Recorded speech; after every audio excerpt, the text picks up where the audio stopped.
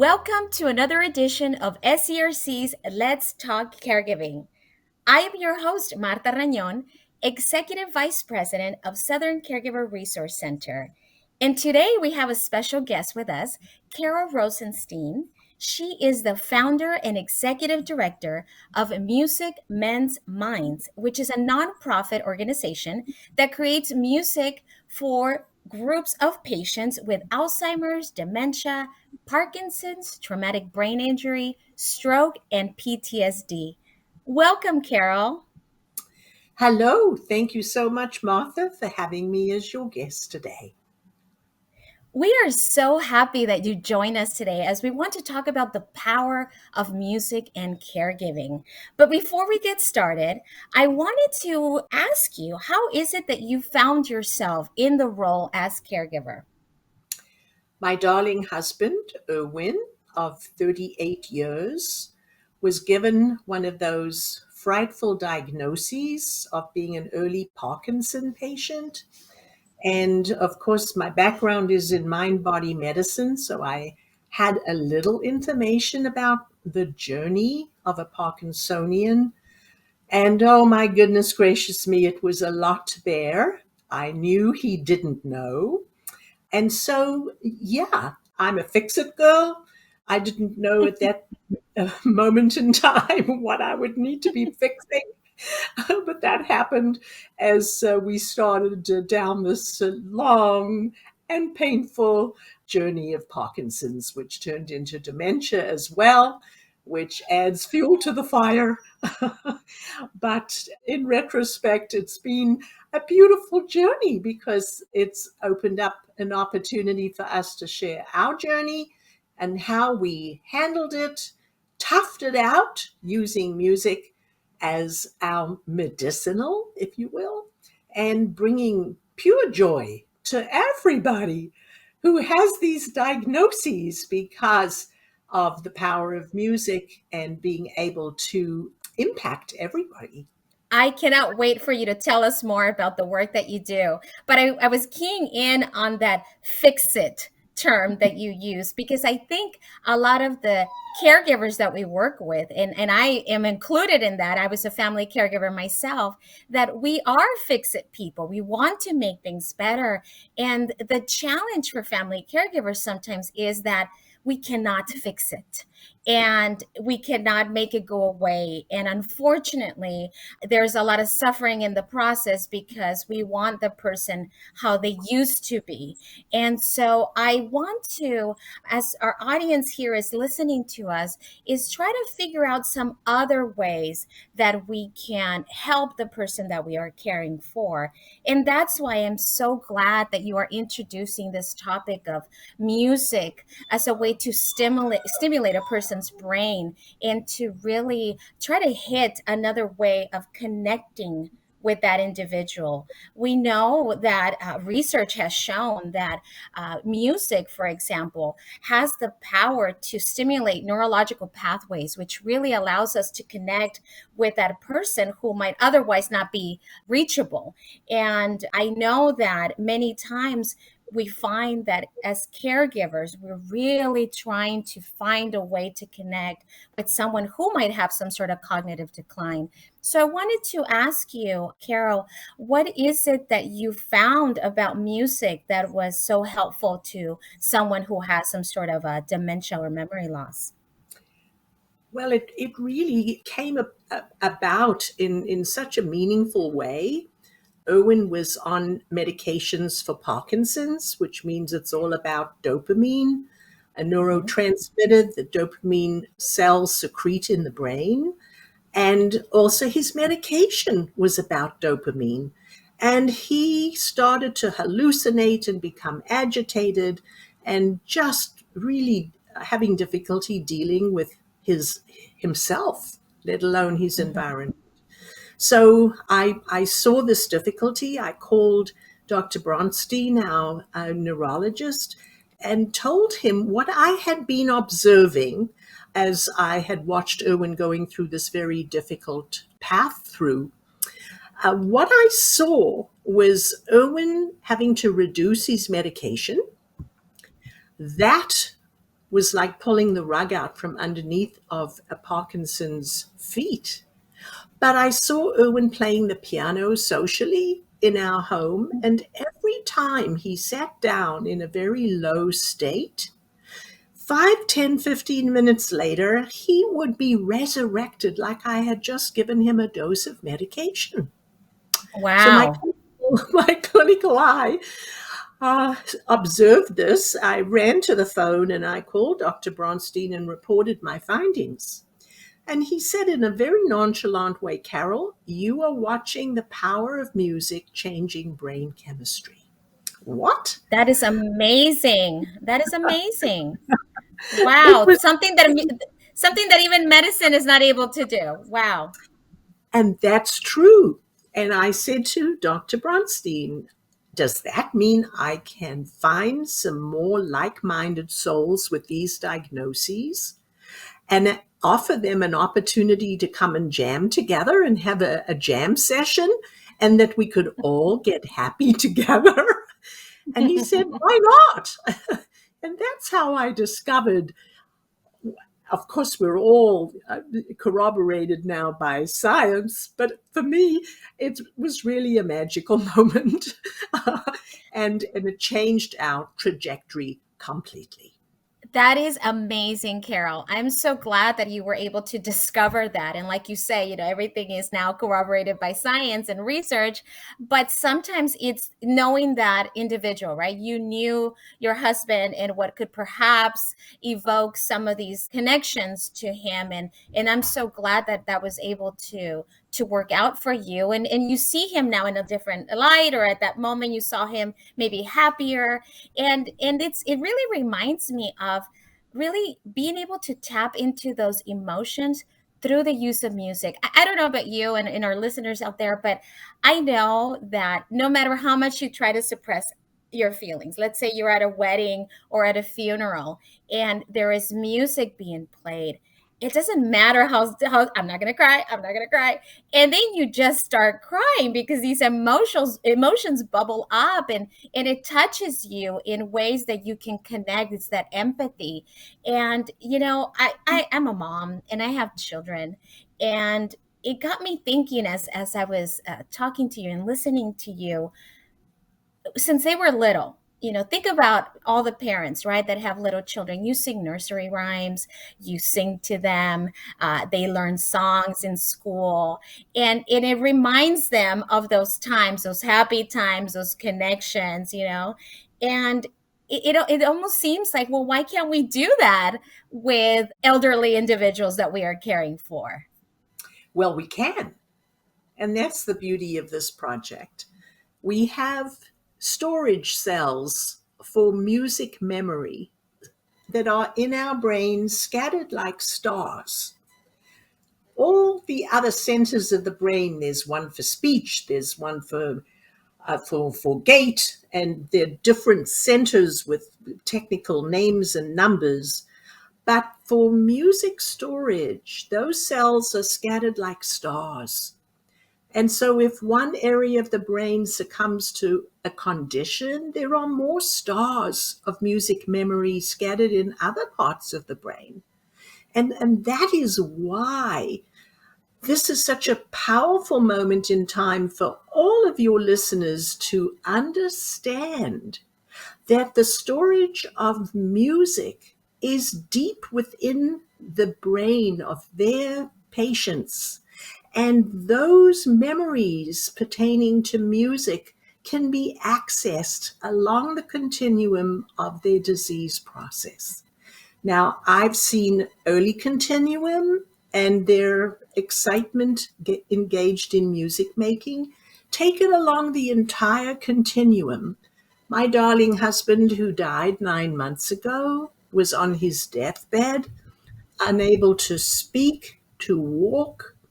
And I would go into the bedroom in the morning to wake him up, and I'd take my little shakers, just simple little percussion Mhm. instruments.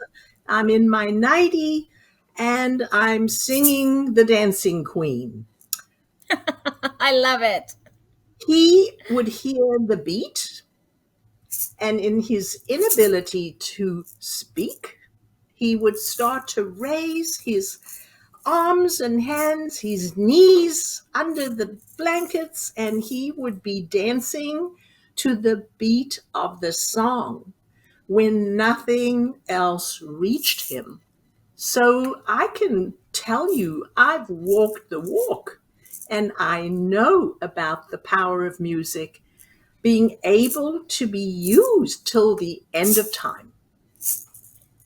I'm so glad you share that story. It's lovely that you were so creative and so willing to put yourself out there and sing Dancing Queen every morning to get your husband to react. You know, when I was caring for my great aunt, and I mentioned it a couple of times in our podcast before, you know, she had dementia and I was caring for her, and she was frail and elderly, and sometimes it was very difficult to get her out of bed so that I can get her ready for the day and, you know, shower and brush her teeth. And so it was these kinds of creative reasoning activities that I had to employ in order to get her to do the things that needed to be done. And so I think this is great using music. I used to sing with her and then she would follow along. And then before you knew it, we were engaged in this sing along that it's almost like took away the focus from you have to get up so that you can brush your teeth and get ready to go to like, hey, we're dancing and singing together. And so that brought my memory right now that you were saying that. Carol, I also wanted to talk about caregivers. You know, I would be remiss if I didn't mention the focus on also the caregiver, because you were a caregiver to your husband and you were able to use music as a tool. But sometimes caregivers also need that little bit of music to liven up their very heavy days. You know, we are bouncing from one point to another, challenge after another. It's not easy. As much as we love that person, it's not easy being a caregiver. So what can you talk about as using music for the caregiver? We see caregivers respond to the music just as easily as the patient Mm. because the caregiver has all of the accoutrements in their brains to receive music and receive the gift of music to help them become happy as well. So it's really, I call it a dignified therapy because Mm. you really don't need to sit opposite a therapist per se, but in a very dignified way. That music goes right to the heart of your own personal matter. Tears can flood in just seconds. And what a beautiful way to spring clean your own stress levels by lightening it up with music and bringing such joy to your heart, which revitalizes you, which you need desperately in order to keep on keeping on with your patient. That So is it is, correct. so it To is keep on keeping on. it's critical that the caregiver know about the power of music for themselves as well as for their Mhm. patient. And when language skills fall away, and we know that that's what's happening, music is the connector. You don't need to speak about anything. Just change the dial and bring on more music. Of course, an older generation is not going to be wed to all of the modern songs, but go back to the kind of playlist that they're familiar with and grab a little percussion instrument, whether it's a salad tongs from the kitchen, whether it's just a glass and a pen so that you can have a percussion instrument and you're fully engaged with your own little band, right with your patient having the time of your life. It's like kids being in a sandpit with a shovel, a bucket, and a spade. Instead, you're using music.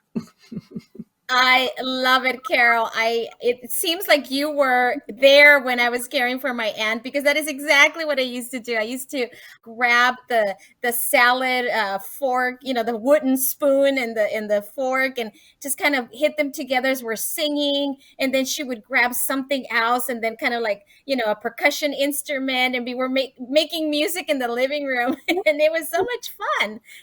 She would laugh and she would open up. Even I remember having an opportunity of her opening up and telling me stories that I didn't even know about. I learned so much about her just from these moments of, hey, let's just kind of play some music or sing along, and all of a sudden we're engaged in conversation that I had no idea I was going to be privy to. I love how you were talking about, we have all the accoutrements to, like, talk about, to use them as tools. I think sometimes caregivers know that, but they forget about that, right? We're so busy, we're so stressed, but we really need to take care of ourselves in order to better care for those individuals. And that's why I think these are such great activities. Carol, I know you do a couple of activities with your group that incorporates both care receiver and caregiver. What are some of those activities that you can recommend for our audiences to do together? Well, we would welcome you on our tri-weekly Zoom platform in Pacific Standard Time. It's a Monday, Wednesday, Friday from 11:30 to 12:30, and Zoom will bring you right into our music room, which is global. And we have a board certified music therapist with us, hand holding us down the music mile, which is our global theme song. And it's a journey that we can share with caregivers and patients immediately for free. And it's therapy. And after the hour is done, you will have regained your lightheartedness. Your patient will be more receptive to you and to what they need to do during their arduous day suffering, because of the pure joy that music will bring to the patient, the caregiver, and the family. And the Everybody. fact that it's free therapy, I mean, that is great. I love it. Carol, it has been a pleasure talking with you today. I know that a lot of caregivers are definitely going to be using some of the tools that you have shared, and hopefully they will explore maybe different music genres so that they can tap into different generations of people that they're caring for. We see a lot of multi-generational families living together with younger children, and so maybe that's also a way to connect with the younger generation. What do you think? Well, we are intergenerational for the very reason of language skills falling away. And so the grandchild can connect with grandparents or even parents by song and by music, and not say a word, because those centers have left the patient. And music becomes the chosen connection, the chosen language left. There's nothing else left but to communicate using music. That's so beautiful. Well, that's all the time we have left for this edition of Let's Talk Caregiving. To hear more of our podcast, follow us on your favorite platform or visit us on our website at serc.care. I want to thank our guest, Carol Rosenstein, and our audience for tuning in. If you are providing support to a loved one, you don't have to do this alone. Asking for help is not a sign of weakness, it is a sign of strength. So I invite you to connect to our programs and services and to visit our website at serc.care, or to give us a call at 1-800-827-1008. If you are residing outside of San Diego and Imperial counties, visit caregivercalifornia.org. And to support our efforts and make a tax-deductible donation, please go to serc.care and click on the Donate tab. I want you to remember that SCRC is here for you, caring for those who care for others.